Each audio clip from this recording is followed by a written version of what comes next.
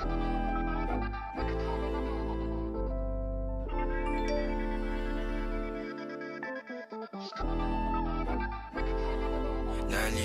na bang gusto ko sa'yo ka lang? Pagkat di ako sa'yo, wala ka nang pakialam. Kung bakit naging ganito, sa maraming dahilan na aking sinatabing, ako'y nag-iingat lang. Nalinaw na bang gusto ko sa'yo ka lang? Pagkat di ako sa'yo, wala ka nang pakialam. Kung bakit naging ganito, sa maraming dahilan na aking sinatabing, ako'y nag-iingat lang. Gusto ko sa'yo ka lang, gusto ko sa'yo ka lang, gusto ko sa'yo ka lang, gusto ko sa'yo ka lang, gusto ko sa'yo ka lang, gusto ko sa'yo ka lang, gusto ko sa'yo ka lang, gusto ko sa'yo ka lang, gusto ko sa'yo ka lang, gusto ko sa'yo ka lang, gusto ko sa'yo ka lang. Sila sa'yo,